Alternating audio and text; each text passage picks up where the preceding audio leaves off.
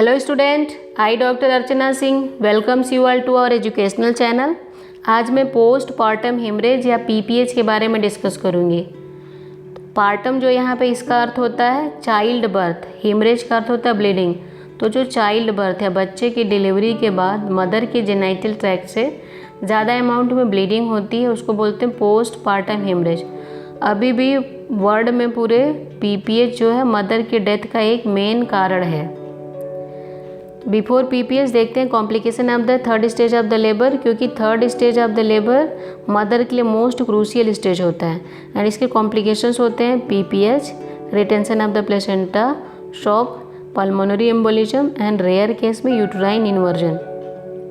PPH का definition, quantitative definition, baby के birth के बाद मदर के जेनाइटल ट्रैक्ट से 500 ml से ज़्यादा अगर ब्लड लॉस हो रहा है उसको पीपीएच कहते हैं। Clinical definition of the PPH, any amount of bleeding from or into the genital tract following the birth of the baby, baby के बर्थ से लेके परप्यूरियम पीरियड मतलब 6 वीक तक किसी भी अमाउंट की ब्लीडिंग जेनाइटल ट्रैक्ट से अगर हो रही है जो कि मदर के जनरल कंडीशन को एडवर्सली अफेक्ट कर रही है and which is evidenced by the rise in the pulse rate and falling in the blood pressure is called PPH.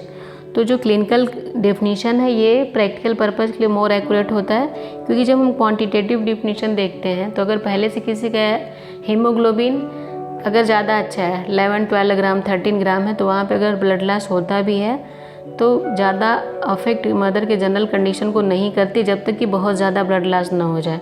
But अगर किसी का एचबी पहले से ही काफ़ी कम है, 6 ग्राम 7 ग्राम है, तो वहाँ पे थोड़े से ही ब्लड लॉस से मदर की जनरल कंडीशन ज़्यादा ख़राब हो सकती है। Types of the PPH, 2 types के हैं, प्राइमरी एंड सेकेंडरी। प्राइमरी जो बर्थ के विदिन 24 आवर हो जाता है, इसके भी 2 सब टाइप होते हैं, third stage haemorrhage and true PPH. तो थर्ड स्टेज हेमरेज है कि ब्लीडिंग प्लेसेंटा एक्सपल्सन से पहले ही जो स्टार्ट हो जाती है, बेबी की डिलीवरी हुई, प्लेसेंटा के भी एक्सपल्सन नहीं हुआ उसके पहले हो गई।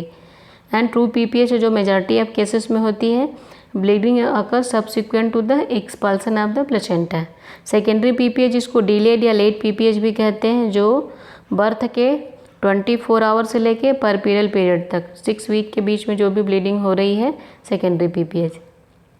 प्राइमरी पीपीएच के कॉजेज 4T है, टोन एटोनिक यूट्रस है जो कॉमनेस्ट काज होता है, ट्राउमेटिक जेनाइटल ट्रैक्ट में कोई भी ट्रॉमा हो जाए, सर्विक्स, वेजाइना, यूट्रस, पेरिनियम कहीं पे उसकी वजह से पीपीएच, या फिर टिश्यू रिटेन प्लेसेंटा, प्लेसेंटा पूरा रिटेन रह जाए, या फिर इसका कोई कोटिलिडन या मेम्ब्रेन अंदर में रह जा रहा है, या फिर थ्रोम्बिन ब्लड कोएगुलोपैथी। तो 1 बाय 1 देखते हैं। Atonic uterus, risk factor atonic uterus के क्या क्या होते हैं, uterine over distension, multiple pregnancy है, बिग बेबी है, मैक्रोसोमिया है, या फिर पॉलीहाइड्रोमनियास है, हाई पैरिटी, माल न्यूट्रिशन या एनीमिक है पेशेंट पहले से ही, एंटीपार्टम हेमरेज हो रहा है, प्रोलॉन्ग लेबर है या प्रेसिपिटेटेड लेबर, एनेस्थीसिया भी एक काज हो सकता है एटोनिक यूट्रस का, परसिस्टेंट यूट्राइन डिस्टेंशन है, प्लेसेंटल बीट्स या ब्लड क्लॉट यूट्रस के अंदर रह गया उसकी वजह से, या यूट्राइन मालफॉर्मेशन या यूट्राइन फाइब्राइड है, या फिर mismanage third stage of the labour है, too rapid delivery of the baby, या बिफोर प्लेसेंटा सेपरेशन से पहले ही उसकी प्रीमेच्योर प्लेसेंटल डिलीवरी करा रहे हैं, पुलिंग अप कार्ड हो रहा, इन सब की वजह से क्या होता है, इरेगुलर यूट्राइन कॉन्ट्रैक्शन जिसकी वजह से प्लेसेंटा पार्शियली सेपरेटेड होता है and lead to the haemorrhage. तो मोस्ट ऑफ द केसेस में क्या होता है, जब तक कि प्लेसेंटा अनसेपरेटेड मतलब प्लेसेंटा जब तक यूट्राइन वॉल में लगा हुआ है तब तक ब्लीडिंग मोस्टली नहीं होता है।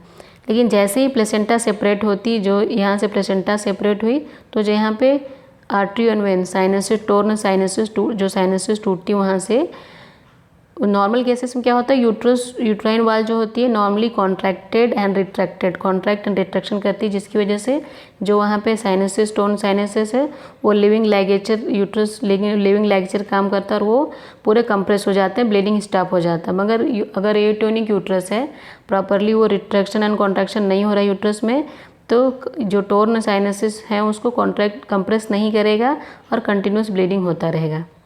ट्रॉमेटिक जेनाइटल ट्रैक्ट में कोई भी डिलीवरी के समय में ट्रॉमा हुआ हो, जनरली या ऑपरेटिव वेजाइनल डिलीवरी के केसेस में फोर्सेप्स या फोर्सेप्स या ये है वैक्यूम डिलीवरी के केसेस में है, या फिर एपिजियोटमी बहुत डीप दे दिया एपिजियोटमी या सिजेरियन सेक्शन के समय में ट्रॉमा हुआ हो जेनाइटल ट्रैक्ट में, या ब्लड कोएगुलोपैथी है जो कि लेस कॉमन काज होता है पीपीएच का, एब्रेसिव प्लेसेंटी के केस में हो, या प्री एग्जिस्टिंग मदर को कोई ब्लीडिंग डिसऑर्डर हो, हेमोफीलिया या थ्राइम्बोसाइटोपेनिक परपुरा, या पेशेंट एंटीकोएगुलेंट पे हो, jaundice in pregnancy, HELLP syndrome या इंट्रायूट्राइन डेथ।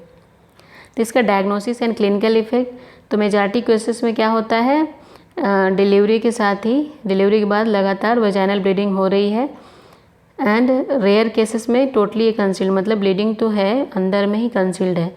अगर vulvovaginal broad ligament haematoma के केसेस में मोस्टली ये मिलता है। And effect of the blood loss depend करता है कि प्री डिलीवरी हीमोग्लोबिन मदर का लेवल कैसा है, अच्छा लेवल है कि कम है, या फिर ड्यूरिंग प्रेगनेंसी जो induced degree of pregnancy induced hypervolaemia है, या speed of the blood loss की किस स्पीड में कम जा रहा है कि ज़्यादा। कभी कभी ऐसा होता है कि ब्लड लॉस इतना ज़्यादा तेज होता है कि with in a minute mother की डेथ हो जाती है। एंड जब पर एब्डोमिनल एग्जामिनेशन करके पर एब्डोमिनल यूट्रस को पाल्पेट करते हैं तो उससे अगर यूट्रस वेल कॉन्ट्रैक्टेड है, इसका मतलब कि टोन है यूट्रस में और ये ट्रॉमेटिक हेमरेज होगा। और यूट्रस अगर पाल्पेट करने पे फ्लेबी पता चलता है, कॉन्ट्रैक्टेड नहीं है, और मसाज करने पे ये हार्ड होता है, इसका मतलब कि एटोनिक हेमरेज है।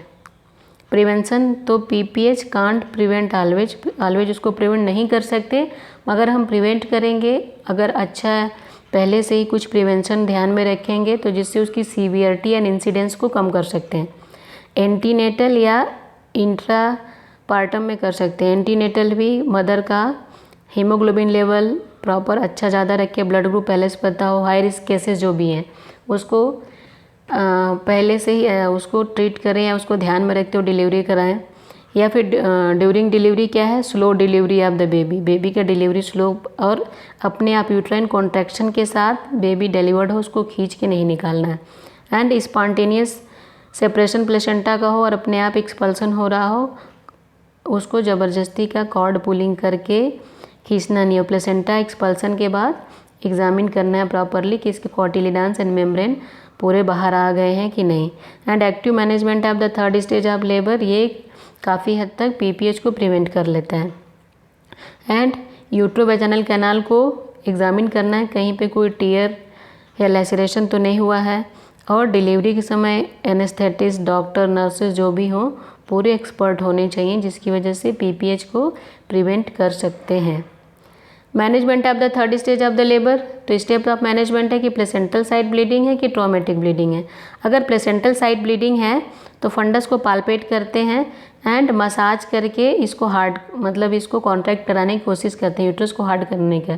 तो मसाज करने का तरीका होता है कि 4 फिंगर बिहाइंड द यूट्रस, ये यूट्रस है तो 4 फिंगर तो बिहाइंड यूट्रस है, 1 जो थंब है फ्रंट ऑफ यूट्रस में, यहाँ से देख सकते हैं। And injection methergine IV fluid NSD 5% देना है। अगर ब्लड ज़्यादा ही लॉस हुआ है तो ब्लड ट्रांसफ्यूजन के लिए अरेंज करना है, ब्लैडर को एम्प्टी कर देना है।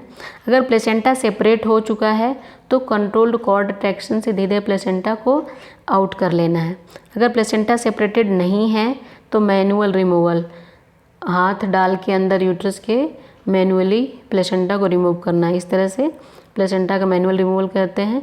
एक हाथ से कॉर्ड पकड़ते, दूसरे हाथ से धीरे धीरे कॉर्ड के सहारे यूट्रस में अप्रोच करते हैं, कोन से हाथ बना के, और प्लेसेंटा को सेपरेट करके धीरे धीरे बाहर निकाल लेते हैं। अगर ट्रॉमेटिक ब्लीडिंग है, कहीं पे ट्रॉमा है, तो यूट्रोवेजाइनल कैनाल को एक्सप्लोर करके उसको देखते हैं, जहाँ पे भी टीयर हुआ है उसको हेमोस्टेटिक सूचर लगा देते हैं। एंड जो मेजॉरिटी केसेस में ट्रू पीपीएच होता है उसका मैनेजमेंट है, प्रिंसिपल है कि सबसे पहले डायग्नोज करना है कि ब्लीडिंग एटोनिक है कि ट्रॉमेटिक है।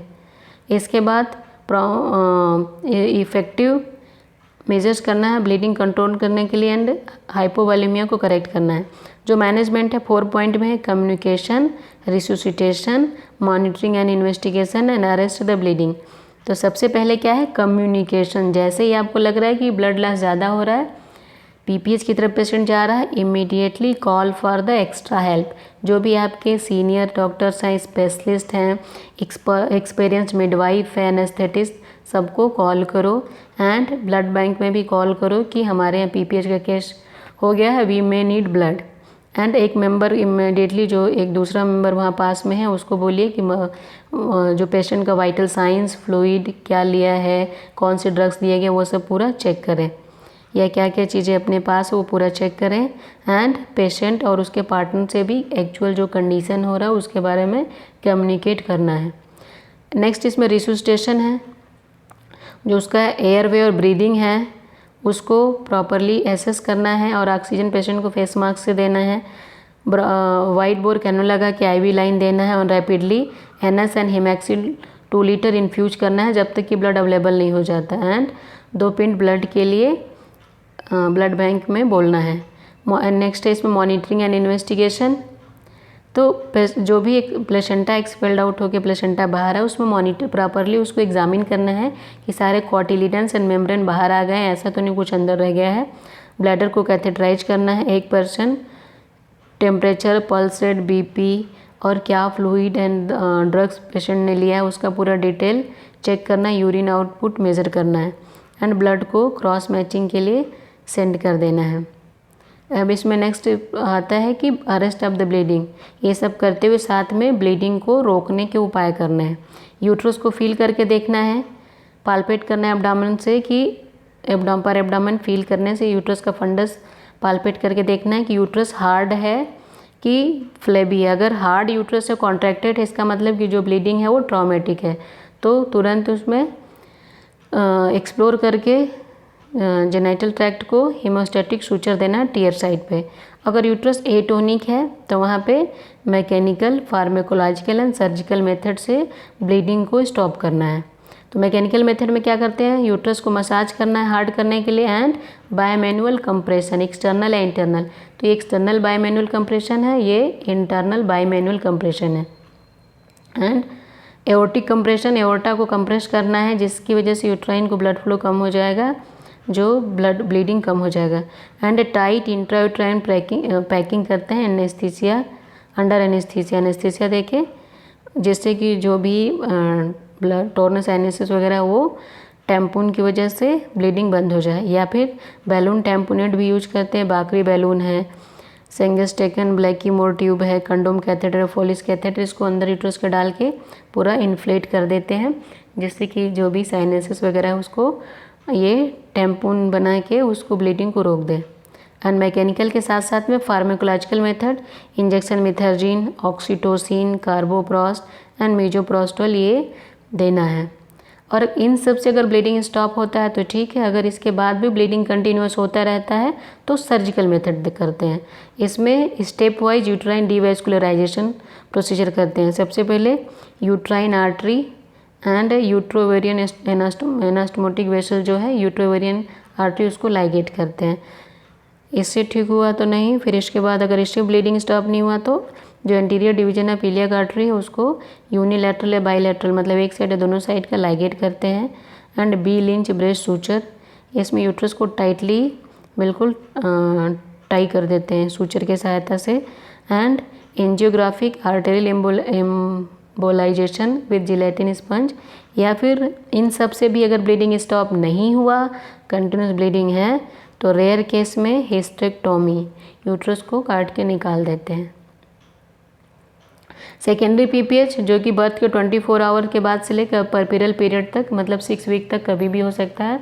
जनरली ये 10 to 14 डेज़ के बीच में होता है। इसके जो मेन काज होता है, कॉमनेस्ट काज होता है, वो है retain bits of the placenta, placenta के कॉटिलिडन से मेम्ब्रेन यूट्रस के अंदर रह जाते हैं, या एंडोमेट्राइटिस, या जो प्लेसेंटल साइट है जहाँ से प्लेसेंटा सेपरेट हुआ वो प्रॉपरली इन्वॉल्यूट नहीं हुआ यूट्रस, सब इन्वॉल्यूशन हुआ, इन्फेक्शन हो सकता है, या and separation of the sloughs over the deep cervicovaginal tear, या सेकेंडरी हेमरेज जो सीएस वुंड है वहाँ से हो सकता है। Withdrawal bleeding following oestrogen therapy, suppression of lactation के लिए एस्ट्रोजन थेरेपी है, फिर उसके बाद उसको जब स्टॉप करते हैं तो उसके बाद विड्रॉल ब्लीडिंग भी हो सकता है सेकेंडरी पीपीएच का कॉज। इसमें क्या डायग्नोसिस इसका होता है, ब्लीडिंग जो होती है ब्राइट रेड होती है मोस्टली एंड रेयरली ब्रिस्क, बहुत ज़्यादा हैवी ब्लीडिंग रेयरली ही होती है। एनीमिक हो जाता है patient and evidence of sepsis mainly यहाँ पे मिलता है। इंटरनल एग्जामिनेशन करेंगे तो evidence of sepsis subinvolution of uterus and patulous os ये मिलता है। अल्ट्रासोनोग्राफिक में bits of the placenta uterus के इनसाइड मिल सकता है। मैनेजमेंट करना, मैनेजमेंट है जो भी कॉज है उसको रूल आउट करना है एंड अकॉर्डिंग टू कॉज इसका अप्रोप्रिएट ट्रीटमेंट करना है। अगर ब्लड लॉस ज़्यादा हो गया है, एनीमिक ज़्यादा है तो ब्लड ट्रांसफ्यूजन भी करना है। एंड इंजेक्शन एर्गोमेट्रिन अगर यूट्राइन ब्लीडिंग हो रहा है, एंटीबायोटिक्स अगर सेप्सिस दिख रहा है and retain bits of placenta रह गया तो जनरल एनेस्थीसिया दे के फिर ओवम फॉर्सेप की सहायता से रिटेन प्रोडक्ट्स को बाहर निकालना है एंड उसको हिस्टोपैथोलॉजिकल एग्जामिनेशन के लिए सेंड कर देना है। अगर जो सर्वाइको वेजाइनल कैनाल पे स्लफिंग वुंड से टीयर हो रहा है तो हेमोस्टैटिक सूचर वहाँ पर देना है। सीएस वुंड की ब्लीडिंग हो रहा है तो वहाँ पे लैप्रोटॉमी की भी ज़रूरत पड़ सकती है। एंड यूट्राइन वुंड ब्लीडिंग है तो सूचर करना है। अगर इससे नहीं होता तो रेयर केस में इंटरनल इलियक आर्टरी का लाइगेशन या हिस्टेक्टोमी करना पड़ सकता है। तो स्टूडेंट ये यहाँ पे पोस्ट पार्टम हेमरेज कंप्लीट होता है। अगर आपको कोई डाउट है तो आप मैसेज करिए and please like share and subscribe. Thank you.